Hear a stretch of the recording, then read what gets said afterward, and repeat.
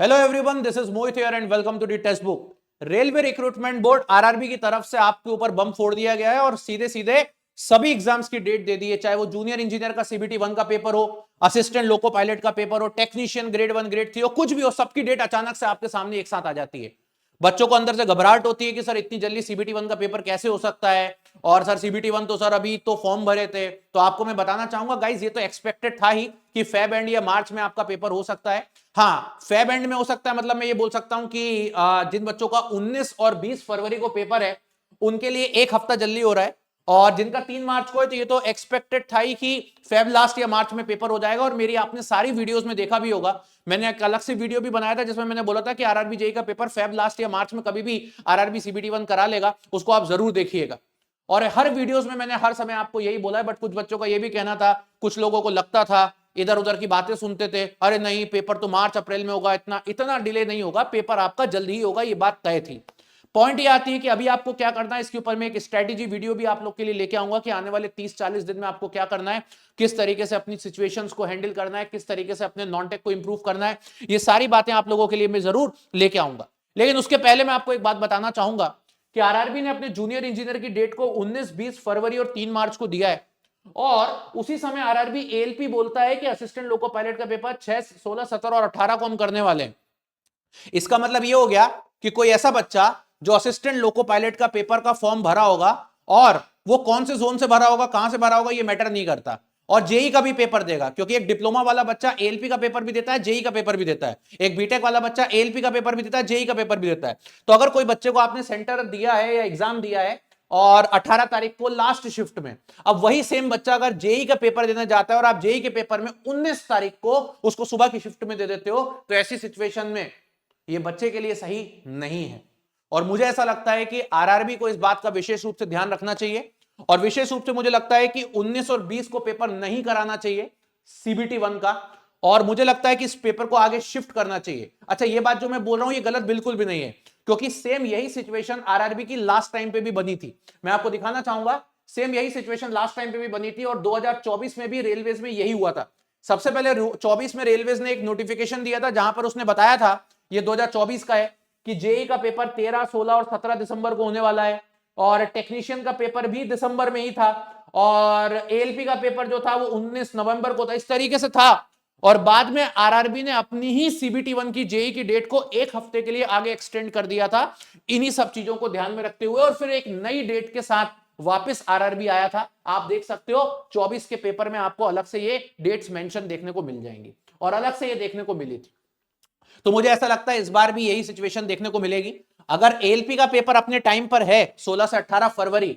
ठीक है, तो मुझे लगता है जेई का पेपर 19-20 फरवरी को नहीं होना चाहिए, एटलीस्ट इनको एक हफ्ता बढ़ाना चाहिए आगे, ताकि बच्चा अगर पेपर देने जा रहा है तो वो सक्सेसफुली एएलपी का भी पेपर दे ले और सक्सेसफुली जेई का भी पेपर दे दे। इसमें रेलवेज ये भी नहीं बोल सकता हमें कोई मतलब नहीं आपने एएलपी जेई क्यों भरा, भाई एक ही ऑर्गेनाइजेशन की 2 पोस्ट है, भाई मैं दोनों के लिए एलिजिबल हूं, मैं क्यों दोनों का पेपर नहीं दूंगा। बहुत सारे इलेक्ट्रिकल मैकेनिकल के बच्चे एएलपी का पेपर देंगे ही देंगे, और टीसीएस जब इनका फॉर्म फिलअप हुआ होगा तो टीसीएस इस बात को ध्यान नहीं रख पाएगी कि किसी का 18 तारीख को एएलपी का है तो मैं उसको 19 तारीख को ना दूं। ये बिल्कुल पॉसिबल, मैं तो बोलता हूं सेम शहर में भी होंगे तो भी सही नहीं है कि आप एक दिन पहले रात को एएलपी का पेपर दे के आए और अगले दिन सुबह आप जेई का पेपर देने चले जाओ, तो ये प्रैक्टिकली पॉसिबल नहीं है। तो मुझे ऐसा लगता है कि 3 मार्च तो ठीक है, ठीक है डेट, लेकिन ये 19-20 फरवरी वाले बच्चों के साथ नाइंसाफी नहीं करना चाहिए, इनको एटलीस्ट एक हफ्ते का समय देना चाहिए। या तो आप एक काम करिए 3 मार्च के आसपास की डेट्स देख लीजिए, बट अगर आपको इतना आगे नहीं जाना है तो कम से कम ये 19-20 को आपको 23-24 मतलब 4-5 दिन का 3-4 दिन का गैप जरूर रखना चाहिए। मुझे लगता है रेलवे इस बात को जरूर समझेगा,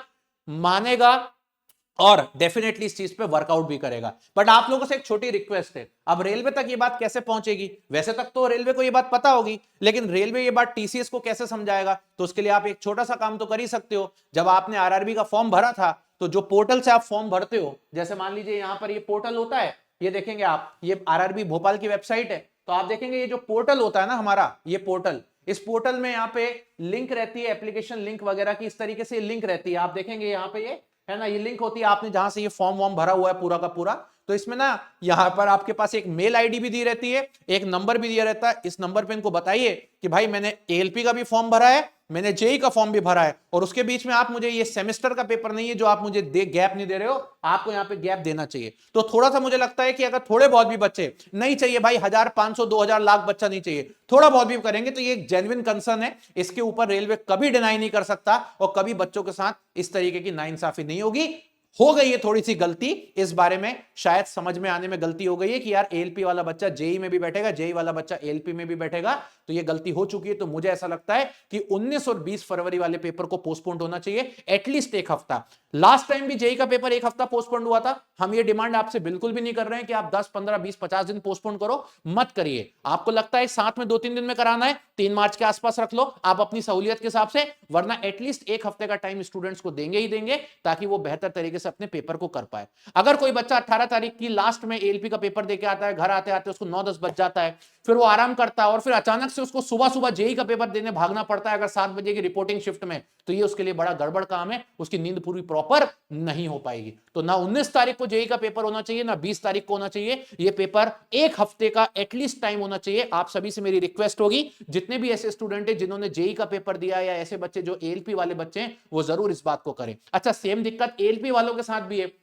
जो एलपी का पेपर देने आएगा वो अचानक से जेई का पेपर देने जाएगा, उसके साथ भी दिक्कत है। जो भी 2 बच्चे फॉर्म भरें उन दोनों के साथ ये इश्यूज हैं, तो आप लोगों से एक छोटी सी रिक्वेस्ट होगी, इस तरीके से वर्कआउट करें। अब इसके बाद चलते हैं टेक्नीशियन के पेपर पे। तो अब आप देखो टेक्नीशियन वाले जो बच्चे हैं, टेक्नीशियन कौन से वाले की बात कर रहा हूं मैं, टेक्नीशियन ग्रेड 1 की बात कर रहा हूं, जिसमें डिप्लोमा वाले बच्चे और बीटेक वाले बच्चे दोनों होते हैं। ये देखेंगे आप, टेक्नीशियन ग्रेड 1 में इन्होंने क्या किया, कहां गया टेक्नीशियन, ये रहा। तो टेक्नीशियन ग्रेड 1 की इन्होंने जो एग्जाम की डेट दी हुई है, ये आपकी टेक्नीशियन ग्रेड 1 की एग्जाम की डेट है, ये इन्होंने सही दी है 5 मार्च से लेकर के 9 मार्च तक, इनको इसमें कोई दिक्कत नहीं है। अब यहां पे क्या फंसेगा जरा देखो, जो बच्चे आरआरबी ईसी बैकग्राउंड के हैं, जो बच्चे आरआरबी ईसी बैकग्राउंड के हैं, उन्होंने टेक्नीशियन ग्रेड 1 का पेपर भरा होगा। अब उनका पेपर अगर तुम 3 तारीख को जूनियर इंजीनियर का लोगे, तो टेक्नीशियन ग्रेड 1 का पेपर 5 तारीख को कैसे ले सकते हो? 9 तारीख तक फिर भी ठीक है, लेकिन 5 तारीख तक उन बच्चों को नहीं देना चाहिए। जो बच्चा 3 तारीख को आरआरबी जेई का पेपर आएगा, वो सभी बच्चे ग्रेड 1 का पेपर देने भी जाएंगे। इसमें एसी वाले बच्चे भी हैं, इलेक्ट्रॉनिक्स एंड टेलीकम्युनिकेशन वाले बच्चे भी हैं, इसके अंदर अगर हम बात करते हैं तो इलेक्ट्रिकल एंड इलेक्ट्रॉनिक्स वाले बच्चे भी हैं, ये सभी बच्चे इसके अंदर हैं। तो अब 3 तारीख को जेई का पेपर, 5 तारीख को जेई का पेपर, ग्रेड 1 का पेपर जाकर के कैसे देंगे? मैं यहाँ पे टेक्नीशियन ग्रेड 1 की बात कर रहा हूं, जिसकी एलिजिबिलिटी डिप्लोमा बीटेक होती है। मैं ग्रेड 3 की बात नहीं कर रहा हूं, आईटीआई वाले बच्चों को, उनको कोई दिक्कत नहीं है, वो अपना एएलपी देंगे, वो अपना ग्रेड 1 देंगे, दैट्स इट। लेकिन जो बच्चे यहां पर अवेलेबल हैं, उनके साथ ये दिक्कत हो सकती है। तो आप में से कोई भी ऐसा स्टूडेंट जिसका जेई, जो एएलपी नहीं भरा है, जिसका जेई और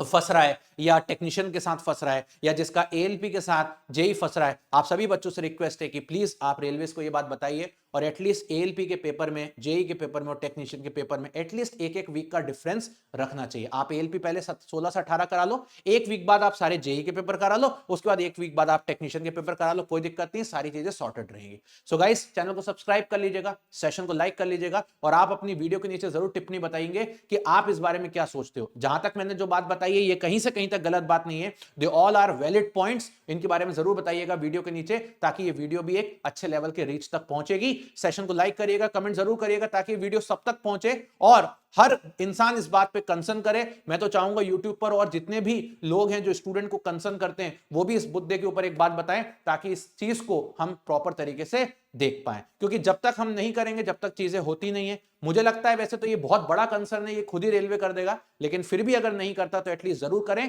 लास्ट टाइम भी आरआरबी जेई का जो एग्जाम था, वो एक वीक के लिए पोस्टपोन हुआ था, तो इस बार भी मैं चाहता हूं इतना तो एटलीस्ट होना चाहिए। So thank you so much, bye bye, take care and love you everybody.